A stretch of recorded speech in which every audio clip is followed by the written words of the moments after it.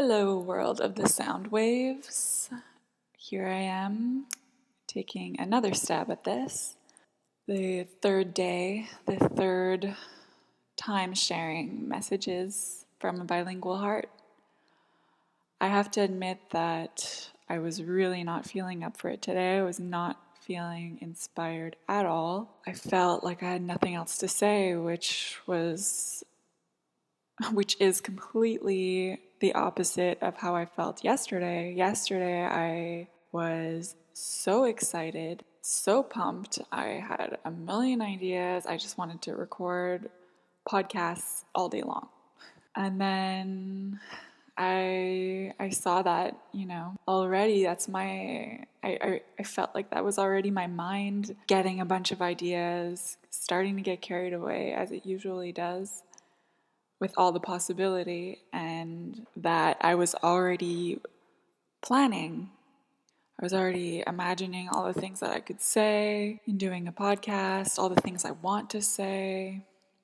And, already it was the idea of this project was being taken away from the heart and back into the mind again. And so that's why, I decided to pick up this microphone today and be like, okay, I feel like I have nothing to say, but that's my head talking. Maybe it's better if I don't know what I want to say today, if I don't plan, and if I just let my heart talk. I mean, that's what I promised myself that this would be, despite my mind trying to take over. So here's more of a practicing in opening the heart. Yesterday, I had 2 encounters. It's interesting because these past few months, I've been really in kind of a hibernation mode, just really taking a lot of time for myself, time that I've needed for quite a while now. I told myself that winter's a great time for that, and that spring will be the time to start coming back out into the world. And so yesterday was a beautiful day, 22 degrees, sunny in March. Come on.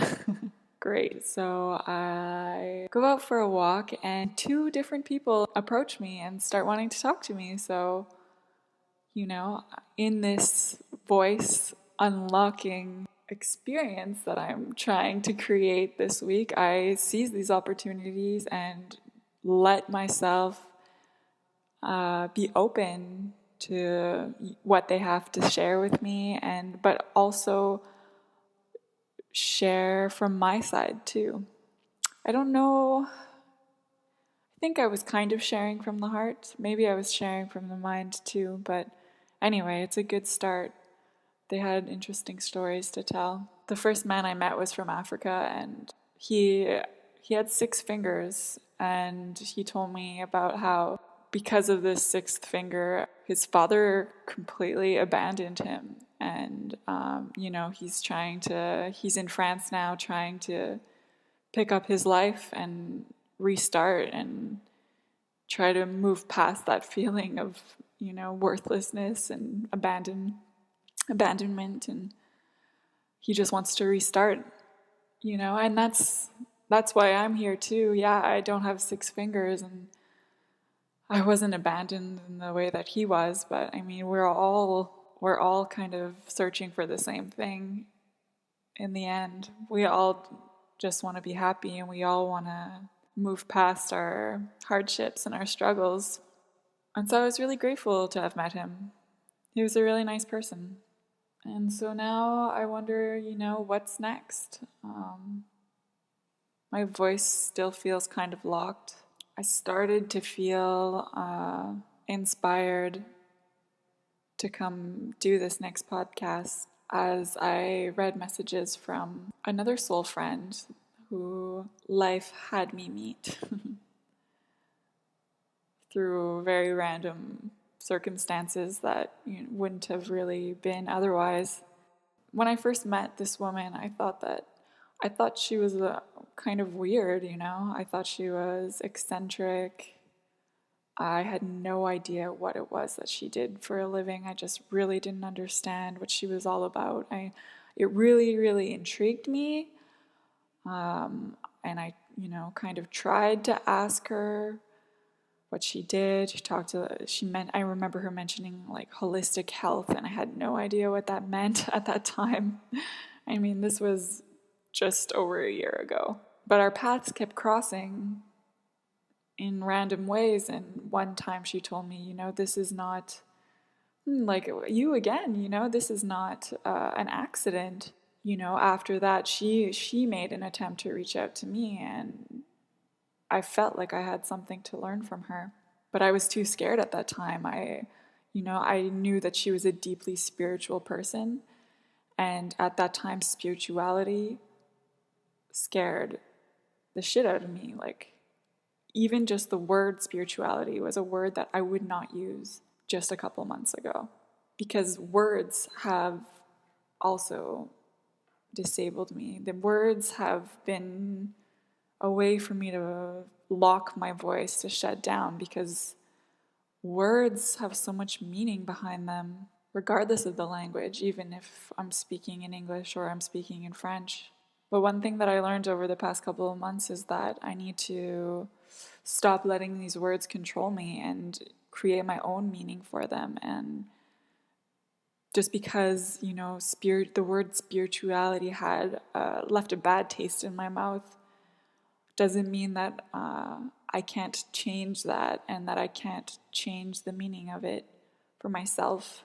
Now I'm starting to embrace words that I've always rejected, like spirituality, divine, even the word prayer. And so even though I was called to reach out to that woman and contact her, my fear really held me back. And I knew that I still had to reach out to her more recently when I had a dream in which I called her. And so I did, and I'm just I'm seeing some of the work that she's doing, and I see now that actually everything that she was saying, everything she's about is exactly all that I've come to learn, and is where I'm at now. And it's kind of amazing. She's a really beautiful soul, and she sees my beautiful soul too, and that's magnificent. And so now I'm finding myself seeing these sides of myself that I've always repressed, in searching for something better, searching for something else. I see that all these sides of me make a whole and create the gift that I'm supposed to offer. I'm just not exactly sure what that is yet, but I feel like I'm a detective on my way to figuring out what that is. But in unlocking my voice in English, in French, in returning to the pieces of me, the identity that I've refused to see because I felt like it didn't matter, it's actually a piece of the puzzle to figuring out what it is that I can do here. And so I'm embracing my spirituality. I'm embracing these people that are put on my path to show me things. I'm embracing my language. I speak English, I speak French, but I also speak from the heart. Speaking from the heart, I think, is another language too, one that we can develop. So maybe I'm trilingual. I don't know. I don't know what I'm saying. I told myself that I would come speak as soon as I felt that kind of twinge in my heart, like something wanted to come out, and I felt that, so I came over here and wanted to start talking. I think that I released something that needed to be said, but I'm not even sure. I still feel a little bit blocked. I was trying to give myself some kind of plan, some kind of reason, some kind of idea of what, this podcast would be, and I still don't know, and I don't want to know in a way. If I want to let my heart speak, then I can't start putting it in a box and start, telling it what the topic is going to be and the subject is going to be, and what we're going to call the blog, and how we have to stick to that theme about it being bilingual, or I don't want it to be planned. I've said that a million times. So, in order for it not to be planned, then this needs to be spontaneous, which it is, and which it will continue to be. I think another reason why I'm feeling a little bit frazzled is because I'm trying to support somebody else who's going through a hard time right now, who's going through their own version of what I feel is a spiritual awakening, their own version of seeing, of really starting to wake up and see like what's not working for their soul and what's not working in the world right now. I mean, this person always knew that, but now they're really starting to feel it with me, and in a way that's something that I've always wanted. But in another way, I was definitely not ready to support this person to go through this with me. And so I'm trying my best now to be supportive and to listen, because I've spent a lot of my time not listening and just being so in my own head that I know that part of the reason that this is happening now is because it's also part of my lesson. This is my time to start learning, to start being there for someone else for real, and to start listening, It's hard. It really is. Most of the time I feel like I have a hard enough time dealing with myself, and how are you supposed to deal with other people's struggles? Healers and different people manage to do it.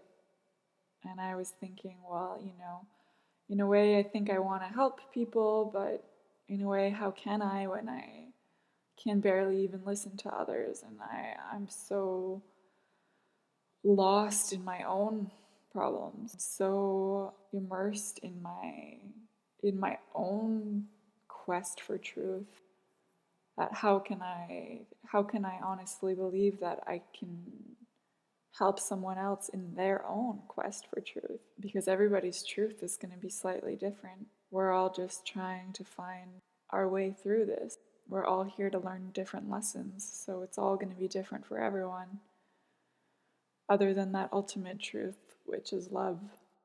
I didn't want to go over 15 minutes or start getting into 20-minute talks, because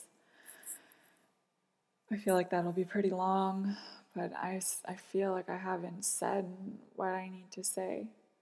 I feel like I'm still blocked, like I'm not letting my heart speak, or I'm not finding the words. So what is the message from the heart today? The message from the heart is that we need to find love. Suddenly I have the song, all we need is love, all we need is love, coming to mind. And it's funny because, before I used to think that love was a little bit of a joke, in all those stupid like romantic comedies, and our quest for love it does seem like a joke. A lot of times in the mainstream we kind of portray it as a joke, as like the thing to find, but it's supposed to be love as in a romantic relationship.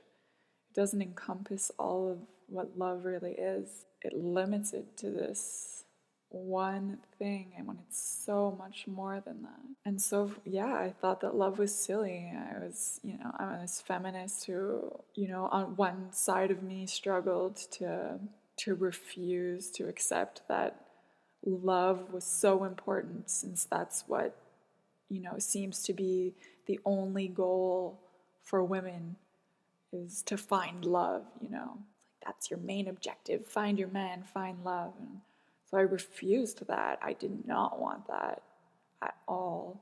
I wanted more than that. So love was just this gushy, mushy thing that, it was important, but I didn't really feel in my heart. Like love was what we see in these romantic comedies, but it was also the only other place that we really talked about love in my life was, in church. And I didn't even really go to church, but the times that I did, that's where love was mentioned. And I was totally against church.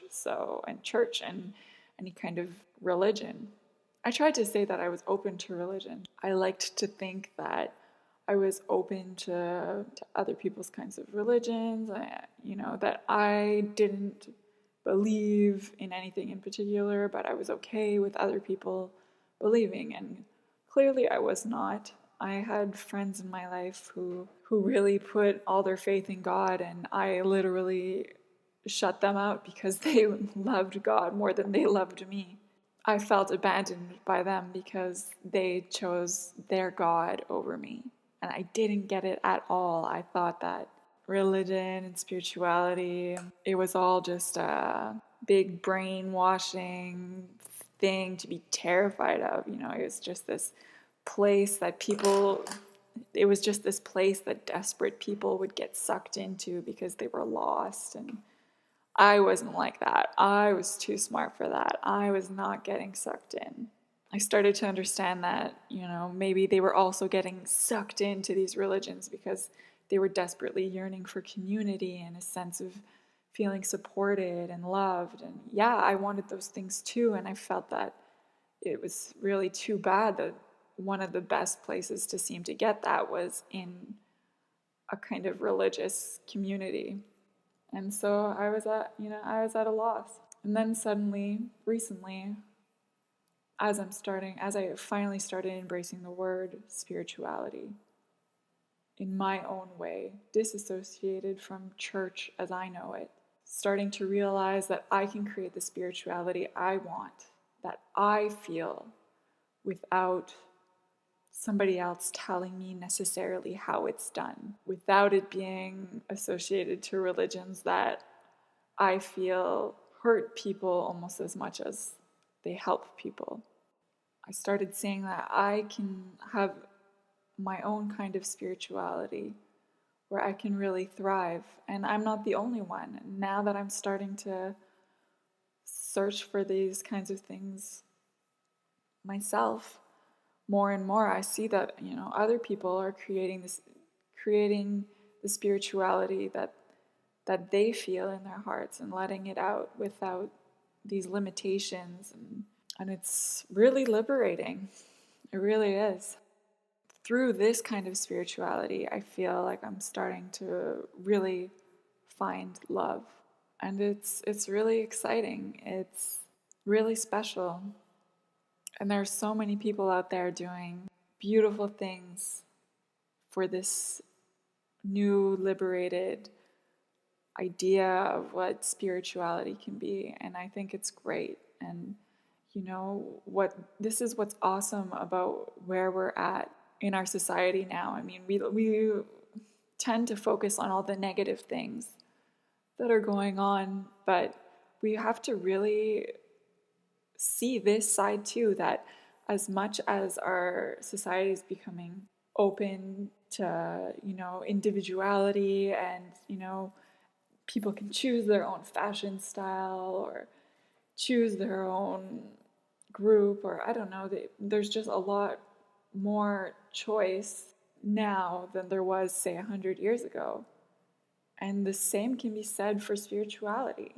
We can create and choose our own spirituality. We can feel what resonates with us and share that message in a way that feels right to us, and live that message in a way that feels right to us. And that's so, so cool. And we need to seize this opportunity, because 100 years ago, this was not possible. Not really. I mean, it was a lot harder, and the information was harder to find and harder to access. And now we have it all at our fingertips. You can start researching words like consciousness and I don't know, that's my go-to word for finding new new inspiration, but there's so much happening out there. And even if, say, my message or my way of talking about this doesn't resonate with one person, that's okay, because my soul tribe will find my message if they need to be liberated by it. It'll resonate with them. It'll unlock something in them too, and it'll help them go on and start shining their own light and start sharing their own message. And if it doesn't resonate with somebody else, that's fine. They're going to go find somebody else, another soul, who's sharing their message in a way that will speak to that person. And that's what's beautiful. There are so many of us on this planet now. Yes, okay, see the negative side, see the overpopulation side, but you can also see the beautiful side too, is that, there are so many different people doing so many different things in their own way, that you can definitely find somebody who will share something in a way that resonates with you if you choose to find that person, and if you choose to see that person and accept that person into your life. And so this brings me back to this woman I was speaking about before, this woman whose message resonated with me on a level that stirred a part of my consciousness, that stirred something in me, even if I was unwilling to see it. I felt it, and it kept coming back to me whether I wanted to or not. And so I see it and I feel it now, and I have to ask myself, do I keep ignoring this person? Do I keep pushing this person to the back of my mind when their message resonates with me on a level that's deeper than anything that I've ever known? I really recognize the fact that there are cycles in life and that things come to an end. I learned that in a way that really hurt me, but I really understand it now. I understand that everything comes to an end. Everything's a cycle. There are beginnings, there are endings, and I understand it. That's okay. I'm always trying to, I guess, see those cycles, and I'm always trying to see when there's an ending. I guess probably because I'm scared of that ending hurting me again. So I want to be ready for it. I want to see it. I want to know it's there, and I want to be ready for it, so I can be prepared and be able to say, okay, this is an ending, like that other ending, and like that other ending, this is an ending, and that's okay, and so that I can move on from it this time. But in another way, I'm starting to see right now that is part of my blockage too. I mean, as much as it's a gift to see the cycles, it's trying to predict a cycle or force a cycle stops me, because I tell myself, okay, well, it's just supposed to end like this, like that's okay, or I worry about it too much. I just want to know when the cycle is going to end and when the new one is going to begin, but I don't know that. And so I guess I have to stay open, and I have to keep pushing subtly into cycles, like gently into cycles where I feel there's potential, into places where I feel there's potential. Even if I'm not sure if it's the end or not, that's okay. I can leave doors open. I spend all my time burning bridges, closing doors, because I'm scared of the pain of that unexpected ending again. And so I have to stop doing that. I have to take the risk of pushing slightly, not forcing. When I'm saying pushing, I'm not saying forcing, but I'm saying pushing ever so slightly to allow for possibility and to allow for opportunities to blossom if they need to, and to wilter if they need to too. That's okay, but I can't be afraid of that flower dying. If it needs to die, if it's going to die, then that's fine. I have to accept that, but I can't just stop watering the flower because I know that it's going to die eventually. I have to still care for that flower. until the very end. Until, but then how do I know when it's the very end? I don't know. But that's exactly what I'm saying. So I need to, because I mean, you don't know when the end is going to be, so you keep watering that flower.